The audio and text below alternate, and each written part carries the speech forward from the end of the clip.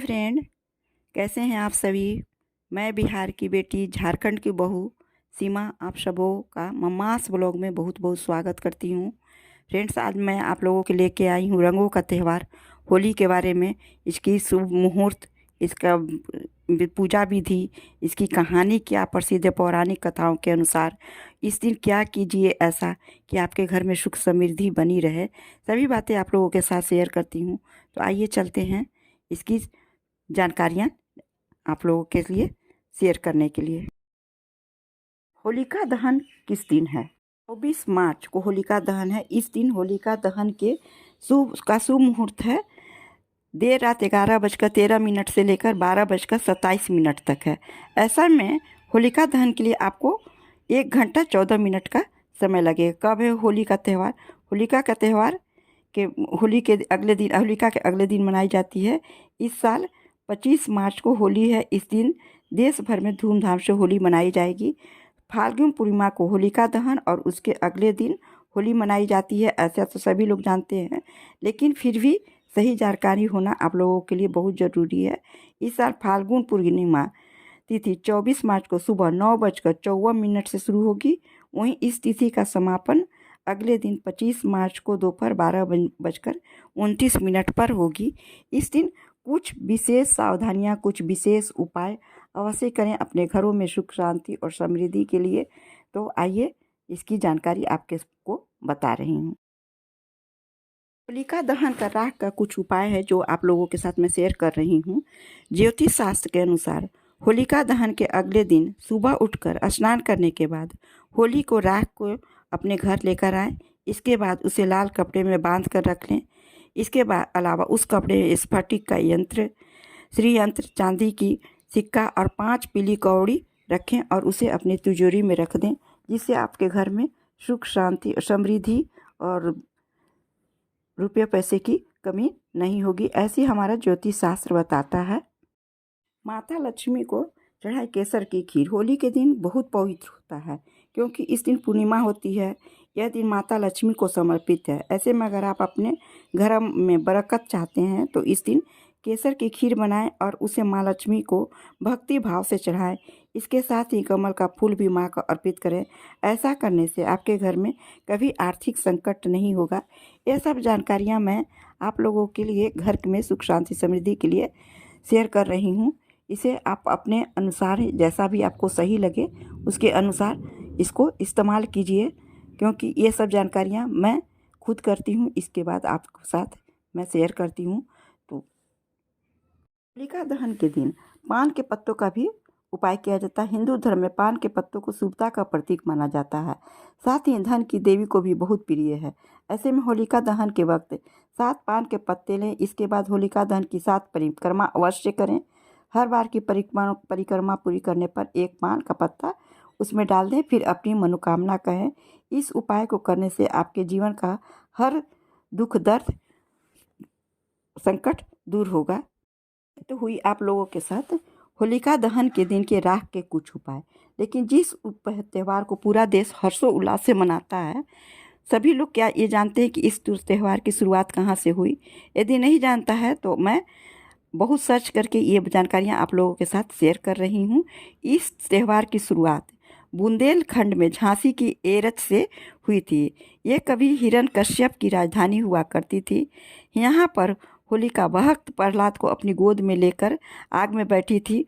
होलिका को वरदान मिला था कि उन्हें आग से कोई जला नहीं पाएगा। तो जिसमें होलिका जल गई थी, लेकिन प्रहलाद बच गए थे। कहा जाता है कि तभी से होली की पर्व की शुरुआत हुई थी। झांसी मुख्यालय से करीब 70 किलोमीटर दूर एक एरच कस्बा है। यह एरच वही इलाका है जहाँ से होली की शुरुआत हुई थी। शास्त्रों और पुराणों के मुताबिक वर्तमान में झांसी जिले का एरच कस्बा सतयुग में एरिकच्छ के नाम से प्रसिद्ध था। यह एरिकच्छ दैत्य राज हिरण्यकश्यप की राजधानी थी। हिरण्यकश्यप को यह वरदान मिला था कि वो न तो दिन में मरेगा और न रात में, न उसे इंसान मारेगा और न ही जानवर। इसी वरदान को प्राप्त करने के बाद वो खुद को अमर समझने लगा था और वह निरंकुश हो गया था। लेकिन इस राक्षस राज के घर जन्म हुआ प्रहलाद का। भक्त प्रहलाद की नारायण भक्ति से परेशान होकर हिरण्यकश्यप ने उन्हें मरवाने के लिए कई प्रयास किए, जिसमें वो बच निकले।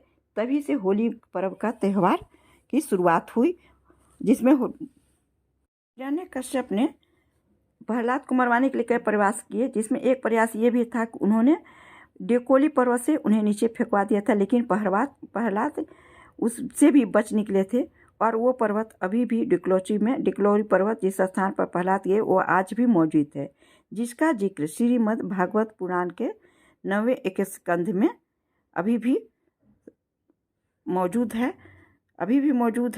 और पौराणिक कथाओं के अनुसार हिरण्यकश्यप की बहन होलिका ने प्रहलाद को मारने की ठानी थी, लेकिन उनको ये था कि अगर वो कभी बुरे काम करेंगी तो वो अग्नि से भी जल जाएंगी। तो ऐसा हुआ कि वो प्रहलाद को मारने के लिए उनको गोद में लेकर बैठी थी, लेकिन वो बुरे काम के लिए उनको लेकर बैठी थी, उनको मारने के लिए। इसलिए प्रहलाद के विष्णु भगवान की भक्ति के कारण वो बच गए और होलिका का दहन हो गया। इसलिए इसे होलिका दहन भी कहा जाता है, होलिका दहन ही कहा जाता है। फ्रेंड्स, यदि आप लोगों को मेरी ये जानकारियाँ सभी अच्छी लगती हैं तो प्लीज़ कमेंट्स करके बताइएगा, और आप लोगों को क्या इसमें अच्छा लगा सभी बातें आप मुझे कमेंट करके बताइएगा। और भी अच्छी अच्छी जानकारियाँ मैं आप लोगों के साथ शेयर करूँगी। एक कथा और भी है, यदि आप लोगों को अच्छा लगता है तो एक कथा मैं आप लोगों के साथ और भी शेयर करती हूँ। प्राचीन काल में होली को होलिका के नाम से भी जाना जाता है, और इस दिन आर्य नावाष्टि यज्ञ करते थे। इस पर्व में होलिका नामक अन्न से हवन करने के बाद उसका प्रसाद लेने की परंपरा रही है। होलिका अर्थात खेत में पड़ा हुआ वह अन्न जो आधा कच्चा आधा पका हुआ होता है। संभवतः इसलिए इसका नाम होलिका उत्सव रखा गया। प्राचीन काल से ही इस नई फसल का कुछ भाग पहले देवताओं को अर्पित किया जाता है। इस तथ्य से यह पता चलता है कि यह त्यौहार वैदिक काल से ही मनाया जाता है। फागुन शुक्ल पक्ष को आर्य लोग जौ की बालियों की आहुति यज्ञ में देकर अग्निहोत्र का आरंभ करते हैं। क्रम कांड में इसे यवग्रहण्य यज्ञ का नाम दिया गया है। बसंत में सूर्य दक्षिणायन से उत्तरायण में आ जाता है, इसलिए होली के पर्व को गवंतरांभ भी कहा जाता है। होली का आगमन इस बात का सूचक है कि अब चारों तरफ बसंत ऋतु का सुवास फैलने लगा है। चारों तरफ खुशियाँ ही खुशियाँ हैं, रंगों का त्यौहार, चारों तरफ खुशियाँ ही खुशियाँ बिखेर रही हैं। दहन की पूजा विधि क्या है? होलिका दहन की पूजा करने के लिए सबसे पहले स्नान करना बहुत ज़रूरी है। स्नान के बाद होलिका की पूजा वाले स्थान पर उत्तर या पूर्व दिशा की ओर मुंह करके बैठ जाएं। पूजा करने के लिए गाय का गोबर इसे होलिका और प्रहलाद की प्रतिमा बनाएं। वहीं पूजा की सामग्री के लिए रोली, फूलों की माला, कच्चा सूत, गुड़, साबुत हल्दी, मूंग, बतासे, गुलाल, नारियल, 5 लोटे में पानी रख लें। इसके बाद इन सभी पूजन सामग्री के साथ पूरे विधि विधान से पूजा करें। मिठाइयाँ और फल चढ़ाएं। होलिका के पूजा के साथ ही भगवान नरसिंह की भी विधि विधान से पूजा करें और होलिका के चारों ओर 7 परिक्रमा अवश्य करें।